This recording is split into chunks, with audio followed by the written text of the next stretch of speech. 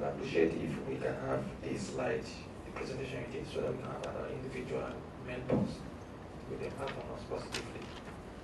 Then secondly, at the initial stage, when you were talking about smartness, the difference between hard work and smartness, and I want to give an analogy or correlation with the workshop you said you have been doing, the one you just did, Bpe, and there are about 20 agencies.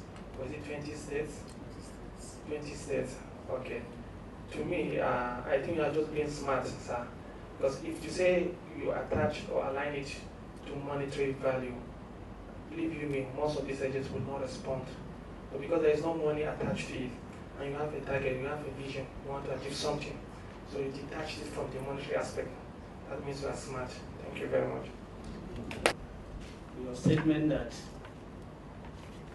you could, for instance, if the rule says 3 years, and you can go because of your power to exercise your rules, policies, and laws that are in existence. And does it not go against the due process? Does it not amount to attitudinal or authority corruption?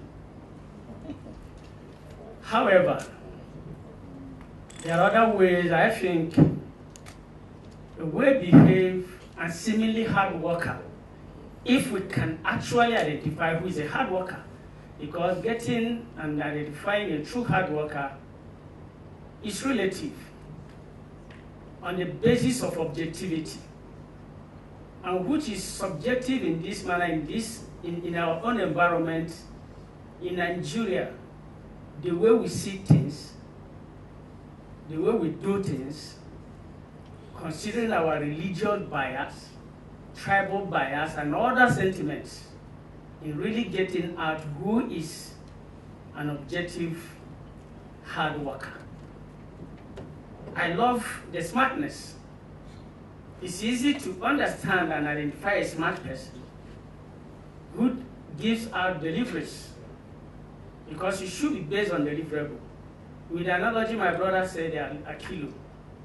I prefer to deliver than to be seen as a hard worker in quote, because it's subjective.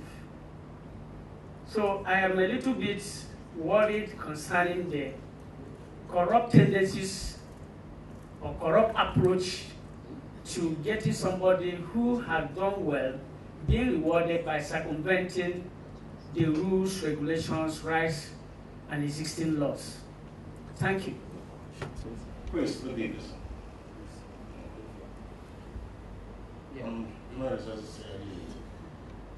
If you have a key performance indicators in the system, will it still be necessary to have this monitoring you talked about?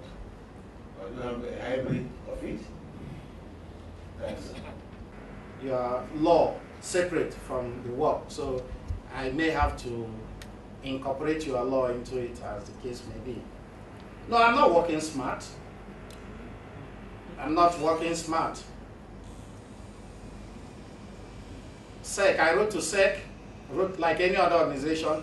They now asked me that I should write back to them, and I said, go to hell. I'm sorry, I don't know who the lady was. I told the person, go to hell. I'm not looking for any other thing from the system. It's nothing that the system can give me again they've not given me. So I'm only trying to assist. So you cannot, within the process of trying to assist you, tell me how to do another letter. And to who am I writing? For God's sake, who am I writing to? So based on that, I threw away SEC. So I'm only trying to, I know what I'm talking about. It's not the Nigerian way of doing things. If I put 1 million naira on top of this, for God's sake, I'm a senior advocate of Nigeria, and my wife is a senior advocate of Nigeria. So I'm not that beggarly. I'm only trying to give this back to the system in my own way, knowing fully well that this is a challenge for the country, and this is where I feel that we're deficient. Let people also utilize it. So 2 hours spent in Bpe. If I'm doing an arbitration, I will charge in maybe how many hours or what? And so you can imagine. So I have dashed that money to Bpe.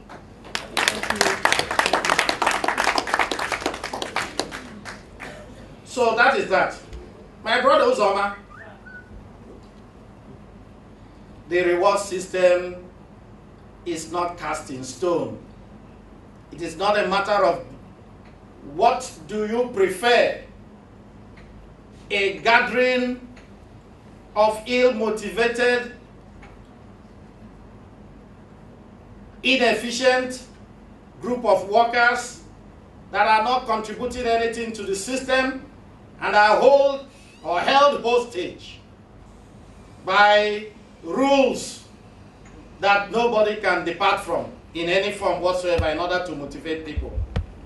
I don't know of such rule anywhere that can be taken to be a circumvention of law or due process.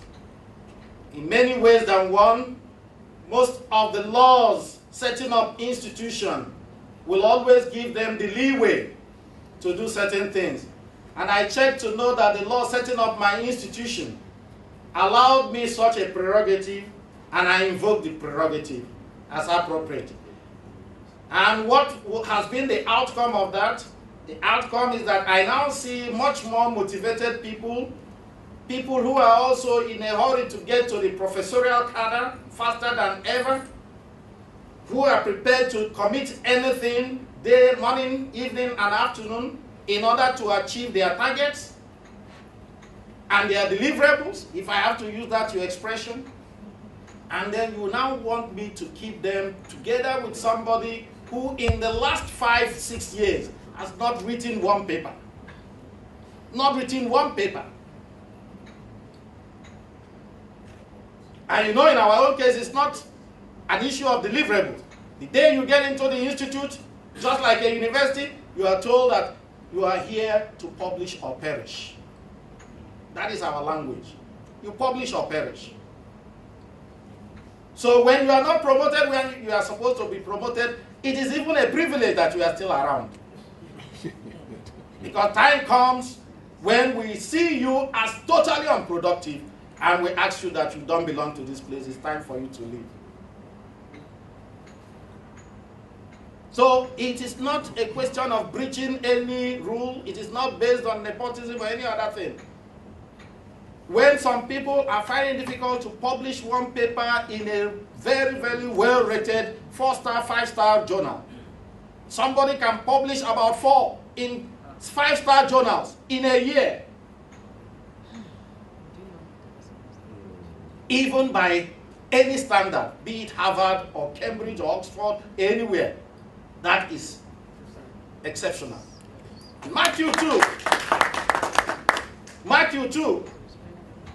We were trying to incorporate into our system what happened in other places. I've been a visiting lecturer at Osgood Law School in Toronto, Canada.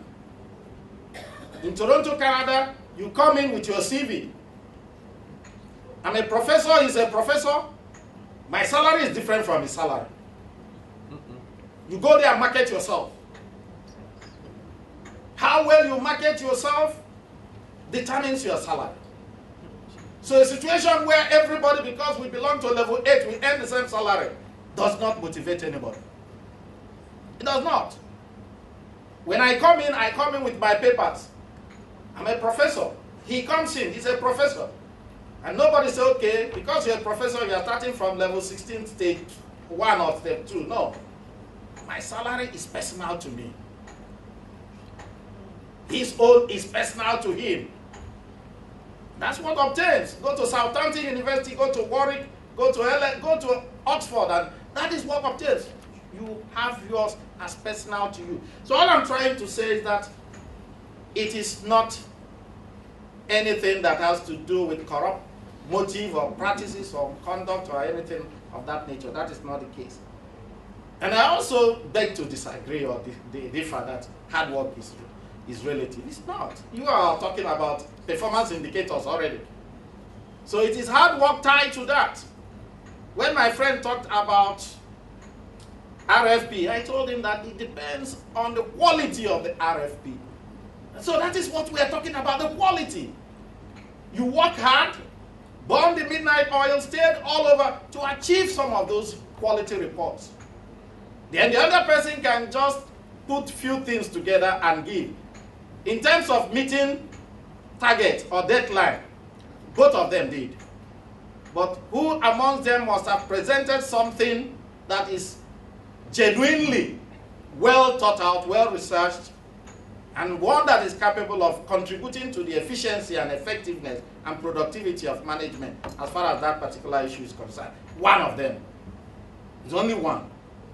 That is the person that have stayed all out to achieve that. That is hard work for me. Hard work is not sleeping on duty, staying in the office and sleeping. That is not hard work. Hard work is staying back to do those things genuinely and conscientiously, making sure that you know exactly what you are doing and that what you are doing inevitably will be beneficial to your system and to your organization. That for me is the hard work I'm talking about. To that extent, it's not relative. It's based on objectivity to a very large extent. So we must have that at the back of our mind. My brother Chris, you talked about key performance indicators. Do we still need monitoring? Yes. We need to monitor in order to make sure that we're able to capture the performance indicators as obviously enumerated or enunciated as the case may be. You need to monitor. Whether it is, now the language may not be monitoring, but you need to evaluate. So whichever way, but you monitor to make sure that people keep in tandem with what obviously you ultimately will evaluate. So I feel that to get the performance indicator is just a benchmark. But to make sure that you drive people to achieve that benchmark is born out of evaluation and monitoring, as the case may be. So that holistically you may seem to have yourself arrange things in such a way that every other thing may seamlessly work in synergy in order to achieve that optimal productivity level that you so dangerously aspire to achieve. Thank you very much, sir. You may sit down, please.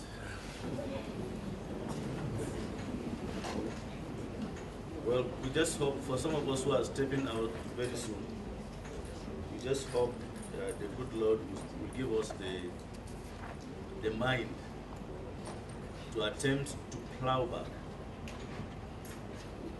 to the system as the distinguished speaker had just done. I'm sure that by the time we sent out our invitation for this group to come out and listen to the distinguished speaker, some of you probably were skeptical, as is usually is the practice. Some might say it's the usual HR thing. What are we going to learn about values? But I'm sure they were now not the same persons that came into this room now. I can say that without any fear. For some of us who come from the education background, we were sure of what we were coming to hear. For some of you who are not, you were not, but now you know. It's no wonder that this eloquent presentation, this presentation that is born out of experience, not textbook, came out from no less a person than our big uncle here. From his background, officer of the Order of the Niger. You know, you don't sleep and get that. In the realm of law, a senior advocate of Nigeria, that one you don't have. And to rise up to be recognized by your country, to head not only an ordinary organization, but the organization he headed, you know that it wasn't by accident. He has told you that he is just going around trying to help us. It's an assistance that he's giving us, and we stand, as the lawyers would say, we stand assisted from this moment onwards. what he said about publications, we have an example here, sir, if you will allow me to share with you. There is a professor, but by the time he came here, he was Dr. Oboringe Idonije. Okay, Paul. Yeah. Paul. He came here on sabbatical. We shared the same office with him. When I saw the staff Dr. Paul then was made up of, he said it was 1 year sabbatical. I said, no, doctor, you are staying here. After 1 year, the system itself requested Dr. Paul to extend his sabbatical. While I was with him in the office, to lay credence to what Prof is saying about publications, he saw, and then our IT infrastructure was excellent. Professor Obonau, SAN, just every publication he rolls out, he comes to share with me as a member of the university community. And it was that I saw in him and said that, no, you ain't going nowhere. And he didn't go anywhere until he became the first GC, first recognized GC, General Counsel of this institution. He is now a renowned member of, I think, Institute of Arbitration, and a senior advocate of Nigeria. So people, let us learn not only from what he said, but from who he is. Let us stand up and work hard. There's nothing that hard work cannot give you. Hard work does not kill, as I always tell my people. It's laziness that actually kills you. We are happy that, as we mentioned earlier, you are the future of our organization. What Bpe will become in future can be decided by you. And that's why whatever comes, any good thing that comes, if you notice these days, we try to give it to you. We are on our way out. So receive it with 2 hands, and when you get there, please remember to pass it on. Thank you very much, sir. By the grace of God, you will never lack in whatever you do. God will continue to move you from one pillar to the other. We know that you don't need anything much from the system again, but you need a lot from God Almighty. He will give it to you guys. Amen. Thank you very much, sir, on behalf of the Bpe family, both top and bottom. Thank you very much. Thank you. Just to say that I'm happy that he brought up the issue of Paul Idonije. Yeah, Idonije was here for years. But when he retired, I observed, then I was Director General, that he can still be useful to the system. So he left law school as a senior lecturer, but I brought him to the institute and made him a professor. I was also instrumental in making him a senior advocate of Nigeria. So presently, for the past 5 years, I am in the privileges committee that make people senior advocates, and I'm sure that so many of them that I also consider to be working hard and working smart are benefiting from that privileged advantage that I have, not just being a senior advocate, but also responsible in serving in the capacity of a member of that exalted body that makes people senior advocates of Nigeria. So I want to say and corroborate the fact that Paul is a very good scholar. And Uzoma, Paul did not become an associate professor. He was a senior lecturer, but I skipped associate professorship and made him a direct professor.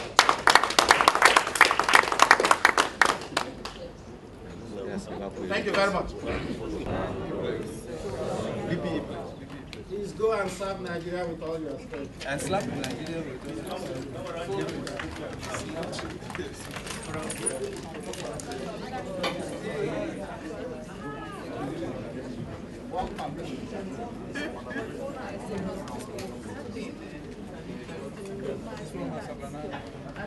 These are coming. These are. Are you seeing me? Go back. Go back. Come back.